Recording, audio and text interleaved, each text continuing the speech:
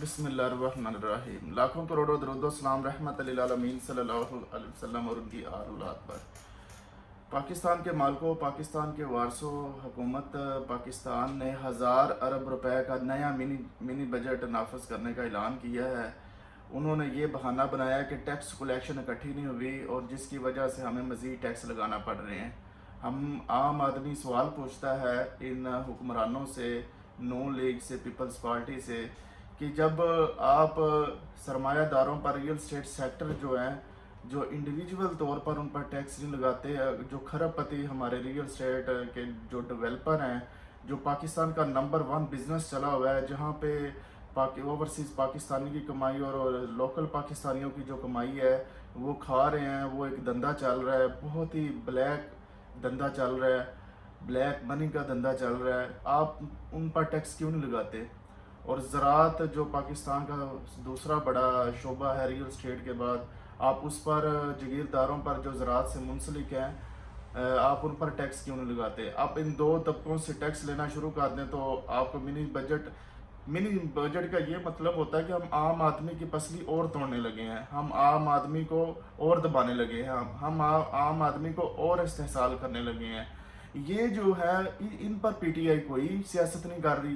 P T I کتنی بڑی opposition ہے اس وقت، پارلیمنٹ میں سب سے بڑی اپوزیشن ہے، اور کبھی انہوں نے عام آدمی کے مسائل پر کبھی سیاست نہیں کی، صرف اور صرف انتشار صرف پھیلایا جا رہا ہے کہ ایک شخص کی رہائی کے لیے انہوں نے این آر او لینا ہے۔ کل مولانا فضل الرحمان جن کو گالیاں نکالتے تھے عمران خان جو اپنے جلسوں میں، ان کی ایسے لڑائی تھی جیسے یہ ایک کفر اور باطل کی لڑائی ہے، حق اور باطل کی لڑائی ہے۔ وہ ان کو باطل سمجھتے تھے تو وہ ان کو باطل سمجھتے تھے، اتنی گالیاں، اتنا مولانا ڈیزل یہ اتنا شور مچاتے تھے کہ چور ڈاکو ہے مولانا اچکزئی، یہ چلو فضل الرحمان کو کہہ لیں، فضل الرحمان کو آپ دیکھیں ان کے درمیان فلرٹ چل رہا ہے، رومانس چل رہا ہے پی ٹی آئی اور فضل الرحمان کے درمیان۔ اب عمران خان سے بھی وہ صحافیوں نے جیل میں پوچھا کہ فضل الرحمان کے بارے میں آپ کیا کہنا چاہیں گے، اور انہوں نے چپ سادھ لی۔ یہ دیکھیں یہ سیاست ہے۔ اگر آپ عمران خان صاحب اگر نظریے پر آپ کھڑے رہتے، نظریہ اتنا اسٹرانگ تھا آپ کا، تو فضل الرحمان سے ہاتھ کیوں ملایا آپ نے؟ ہاں مجھے یہ بتایا جائے، یہ جواب دیا جائے نا عوام کو۔ یہ ہم کو بیوقوف بناتے رہے، ہمارے منہ پر تماچا ہے، عوام کے منہ پر تماچا ہے جنہوں نے آپ کو ووٹ دیے ہیں، جو آپ کی حمایت کرتے ہیں۔ یہ عوام کے بیوقوف ہے، ہماری غیرت کو للکارا ہے آپ نے۔ آپ جب چاہیں گے کسی کو آپ برا کہیں گے، عوام ادھر برا کہیں گی، اور کسی کو آپ اچھا کہیں گے، جب دل چاہے گا عوام ادھر اچھا کہیں گی۔ کیا ہم عوام کا اپنا کوئی دماغ نہیں ہے؟ کیا ہماری کوئی اپنے شعور کا لیول نہیں ہے کہ جہاں آپ دیکھیں گے وہاں 25 کروڑ عوام دیکھے گی؟ مجھے یہ بتایا جائے۔ تو یہ چیز کیونکہ یہ پھر عوام ایک کلٹ ہی ہوگا جس میں شعور کی کمی ہے اور شخصیت پرستی کا نشہ سر چڑھ کر بول رہا ہے، جادو سر چڑھ کر بول رہا ہے، تو یہ جو ہے وہ بدقسمتی ہے ہماری۔ تو اسی طرح ساری عوام جو نوجوان جو جن میں منطق نہیں ہے، جن میں شعور نہیں ہے، وہ آج کہتے ہیں کہ عمران خان صاحب فوج زندہ باد، آصم منیر زندہ باد کا نعرہ لگا دیں تو ہم فوج کے آج زندہ باد کا نعرہ لگا دیں گے ہم بھی۔ یعنی کہ کوئی نظریہ ہی نہیں ہے، کوئی آئین کی بالادستی، کوئی پارلیمنٹ کی بالادستی، کوئی انٹرفیرنس، کوئی غیر جمہوری اداروں کی انٹرفیرنس، کوئی ایسا نظریہ، کوئی ایسی کوئی تھیوری ہے ہی نہیں۔ صرف ایک ہی تھیوری ہے کہ ہمیں اقتدار میں لایا جائے گا تو اگر ہمیں این آر او دیا جائے گا، یا چلے این آر او نہیں جیل سے نکالا جائے گا، ہم پہ سختیاں نہیں کی جائیں گی، ہمارے لاڈ پیار اور نخرے اگر اٹھائے جائیں گے پہلے کی طرح، تو ہم یہ نظریہ ہم آپ کے گن گائیں گے، ادروائز ہم آپ کو برا بھلا کہیں گے۔ یہ چیز ہے۔ دوسری طرف آ جائے کہ حزب اللہ کا جو لیڈر 1992 سے لے کر ان کی قیادت حسن نصر اللہ صاحب، بہت بڑا سیٹ بیک ہے مسلم امہ کے لیے۔ اور یہ میں نے جب یہ اسرائیل نے جب نسل کشی اور درندگی اور جو فلسطین میں غزہ میں کربلا ایک جاری ہے ادھر کہا تھا کہ سعودیہ اور جو بھی مسلم ممالک، پاکستان، جتنے بھی 57 کنٹریز ہیں، وہ انہوں نے چپ سادھ لی ہوئی ہے کوفیوں کی طرح، تو یہ جنگ ان کی طرف لوٹ کر آئے گی۔ یہ دیکھ لیں، اب درندے نے ادھر صفایا کر دی ہے، انسانی جانوں کا قتل عام اساسی نیشن کی ہے، نسل کشی کی ہے، اس کے بعد دہشت گرد اسرائیل نے ادھر لبنان کا اس نے رخ کر لیا ہے۔ اب اور چیف ان کے حزب اللہ کے چیف آف آرمی سٹاف जो आर्मी चीफ को उन्होंने मार दिया है, जिस तरह ईरान के आर्मी चीफ को मारा था, फिर इन्होंने हमास के सरबराह को मारा, फिर इन्होंने वो सदर रूहानी को मारा ईरान के। देखिए ये इनकी एक स्ट्रेटजी ग्रेजुअल अप्रोच है, आहिस्ता आहिस्ता अप्रोच कर रहे हैं। उनकी एक स्ट्रेटजी है ये इसराइल की, बड़े मक्कार और बड़ी एक जहीन और बड़ी मक्कार और बड़ा फितना इंतशार है ये। कुरान में इस कौम को कितनी ये बताया गया, इस कौम के बारे में, ये कितनी गंदी कौम है ये यहूदियों की। तो ये हिज़्बुल्लाह देख लें कि आज भी हम इस्लामी ममालिक हैं जो हम वेस्टर्न टेक्नोलॉजी के मोहताज हैं। अगर ये हम नारों के जलसे जुलूसों और बयानबाजी और आपस में लड़ने मरने की बजाय फ़िरका वरीयत, हम साइंस और टेक्नोलॉजी और रिसर्च में हम वक़्त देते उनको, तो आज हम इसराइल की टेक्नोलॉजी को मात दे देते। क्योंकि वो ज़ेरे ज़मीन कुछ 14 मंजिला इसराइल ने जो है ना वो डिटेल जारी की है, हेडक्वार्टर हिज़बुल्लाह का ज़ेरे ज़मीन था। तो जब ज़ेरे ज़मीन उन्होंने टेक्नोलॉजी ऐसा मिसाइल बनाया जो ज़ेरे ज़मीन कितने मीटर तक टारगेट कर सकता है, तो क्या उनको काउंटर करने के लिए हिज़बुल्लाह के पास या किसी इस्लामी मुल्क के पास ऐसी टेक्नोलॉजी थी? बिल्कुल भी नहीं। इस्लामी मुल्क का तो मुझे नहीं पता, किसी ने कम से कम हिज़बुल्लाह के पास नहीं थी। तो ये इससे क्या हम सबक हासिल करते हैं कि ये लेबनान की तरफ जंग आ गई है, ये इसराइल की साजिश है, वो एक ट्रैप कर रहा है ईरान को। जब ईरान वो रिटेलिएट करेगा तो इसराइल दुनिया को, अमेरिका को बोलेगा ये देख लें ईरान ने हमला कर दिया, अब आप भी आ जाएं, कूद जाएं जंग में, तो फुल फ्लैज जंग शुरू हो जाएगी। अभी खबरें आ रही हैं उन्होंने ग्राउंड फोर्सेस इसराइल की आर्मी ने बॉर्डर पे हमला कर दिया लेबनान की, उधर उनके जंग जारी है, आम शहरियों को मार रहे हैं। कुछ 30-40 हज़ार लेबनान के शहरी जो हैं हिजरत कर गए हैं, घर छोड़ गए हैं। तो वो लेबनान को अब सफाया करेंगे, उधर से फिर इधर आएंगे गल्फ़ में, ये इधर शाम में, इराक, सऊदी अरब, ये इसी तरह जंगो जदल होगी तो अमन ख़राब गल्फ़ का होना है, मिडल ईस्ट का। और जो मिडल ईस्ट में सारी दुनिया के जो मुस्लिम ममालिक हैं उनकी आवाम इधर रहती हैं, लोग काम करते हैं, ओवरसीज़ जो हैं पाकिस्तान के, बांग्लादेश के और बड़े मिस्र के, बहुत सारे कंट्रीज़ के, इंडिया के भी हैं। तो इधर वो जंग मुसल्लत करेगा तो ट्रेड तजारत मुतासर होगी। ये जो इधर से ये गल्फ़ जो खलीज फारस जो है इनकी गल्फ़ से होती है, हरमूज ट्रेड से ये जो तजारत होती है स्वीज़ कनाल से फिर होती हुई, तो ये तजारत मुतासर होगी तो इकोनॉमी मुतासर होगी, बेरोज़गारी आएगी। तो जो ओवरसीज़ लोग इधर काम कर रहे हैं कुवैत में, सऊदीया में, यूएई में, ओमान में, मस्कत में, तो वो फिर वापस जाएंगे तो ये मुल्क फिर बंजर हो जाएंगे, ये भूखे मरेंगे। तो फिर इन गल्फ़ ममालिक को ये अमेरिका और इसराइल कहेगा कि ये सिक्योरिटी हम आपको देंगे, ये जंग हटाएंगे, किसके बदले? इनको डराएंगे, भूख और अफलास से डरा कर कहेंगे कि हम आपके तेल के कुओं की सिक्योरिटी देते हैं, आपके मुल्कों की सिक्योरिटी देते हैं, उसके बदले आप हमें तेल दें, आप हमें मादनी वसाइल दें, हम आपको सिक्योरिटी देंगे।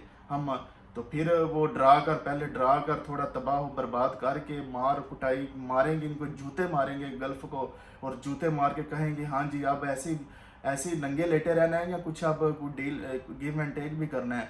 तो फिर कहेंगे कि ये गल्फ़ वाले जो है वो जूते खाने के बाद कहेंगे कि जी हमने आपका जो है ना वो कुछ ना कुछ करना है, आप वो डराएंगे फिर, हाँ ऐसी जंगो जदल हम आप पे जारी रखेंगे, हम आपको सिक्योरिटी देते हैं, आप हमें अपने मादनी वसाइल दें। तो फिर वही काम होगा जैसे वो सऊदीया और अमेरिका के दरमियान एक 100 साल जो मुआहदा था तेल फ्री लेने का या डिस्काउंट प्राइस पे लेने का सिक्योरिटी का, तो वो उसी को एक्सटेंशन उनकी करेंगे। तो ये सारी गेम है।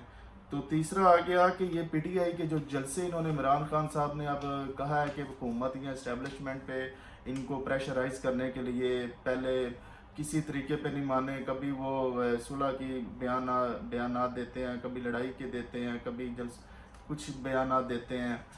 तो ये पीटीआई जलसे जो लाहौर का, फिर संजानी का, ये जो इस्लामाबाद, फिर लाहौर और रावलपिंडी का कल हुआ जो कैंसिल हो गया, फिर एहतजाज हुआ, फिर अली मुनगंडापुर ने वापस जाने का ऐलान किया।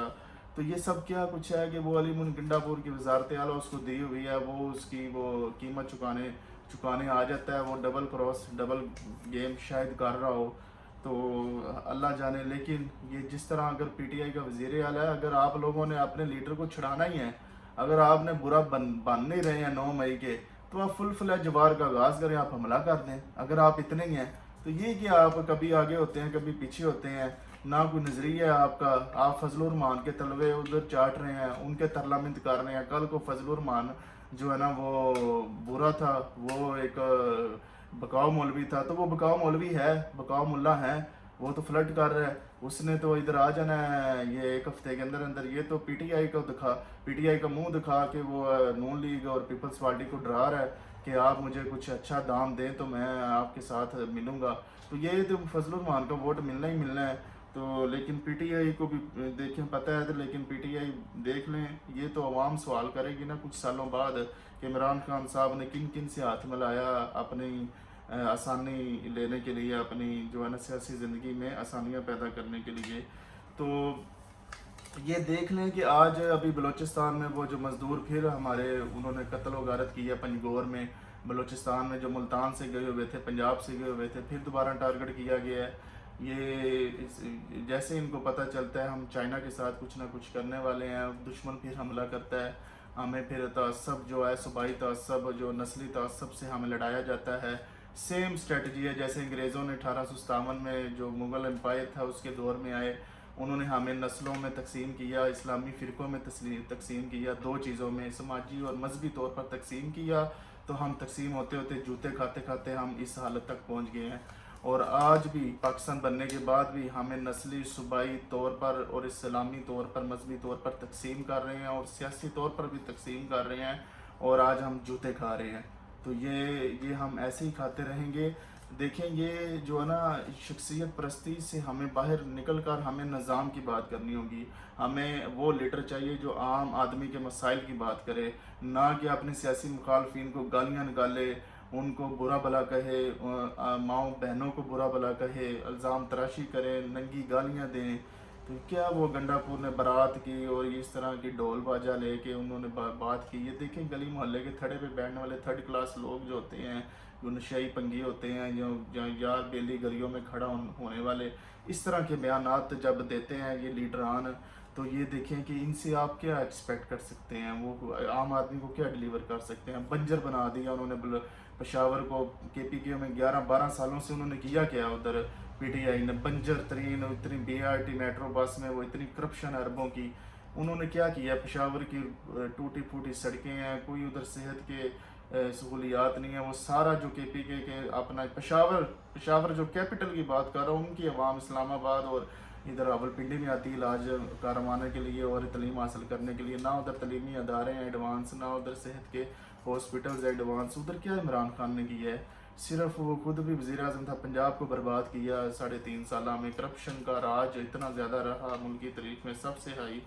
تو یہ پاکستان میں جو یہ اسٹیبلشمنٹ نے تینوں پارٹیاں بنائی ہے، یہ پیپلز پارٹی، نون لیگ اور پی ٹی آئی، ان تینوں کو بند کرنا ہوگا، پابندی لگانی ہوگی۔ اور جو الیکشن کمیشن میں رجسٹرڈ سیاسی جماعتیں ہیں جو عام عوام نے بنائی ہے، جن کے پیچھے کوئی اسٹیبلشمنٹ نہیں، اور جن کا ویژن صرف ایک قومیت ہے، ایک قومی لیول کی جماعتیں ہیں، نہ کہ علاقائی جماعتیں ہیں، صرف ان کو پروان چڑھایا جائے، ان کو موقع دیا جائے۔ اگر ان کے پاس وسائل نہیں ہے تو ریاست وسائل مہیا نہیں کریں، لیکن جو پی ٹی وی ہے، پی ٹی وی ساری سیاسی جماعتیں جو چھوٹی ہیں ان کے لیے آئیں اور اپنے ایجنڈے پیش کریں اور ایکسپرٹ کو بٹھائیں کہ پاکستان کیسے ٹھیک ہوگا۔ تو یہ چیزیں ہیں۔ آپ عمران خان کی رہائی ہمارا مسئلہ نہیں ہے، شہباز شریف کی وزارت عظمیٰ، نون لیگ کی، پیپلز پارٹی کی اقتدار ہمارا مسئلہ نہیں ہے۔ ہمارا مسئلہ ہے یہ جو ہمارے مسائل ہیں، جو آئے روز نئے ٹیکسز لگ رہے ہیں، ریئل اسٹیٹ کی دیکھیں آپ، اتنی سوسائٹیز پاکستان میں بن رہی ہیں، نمبر 1 بزنس ہے کہ آج تک ریئل اسٹیٹ کے سیکٹر کو ریگولیٹ کرنے کے لیے کوئی اتھارٹی نہیں بنائی گئی۔ جیسے ایک میڈیکل کا شعبہ ہے، پی ایم ڈی سی ایک شعبہ ہے، انجینئرنگ کے شعبے کو پاکستان میں پی ای سی دیکھتی ریگولیٹ کرتی ہے، یہ پاکستان کے ریئل اسٹیٹ سیکٹر کو کون ریگولیٹ کرتا ہے؟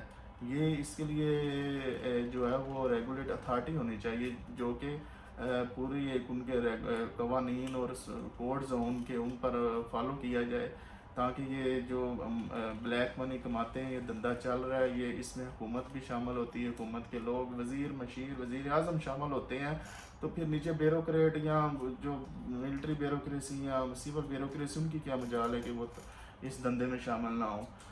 تو یہ ایک سسٹم چل رہا ہے، دیکھیں یہ کب تک دھندا چلتا ہے۔ مجھے اجازت ہے، اللہ نے کے بعد۔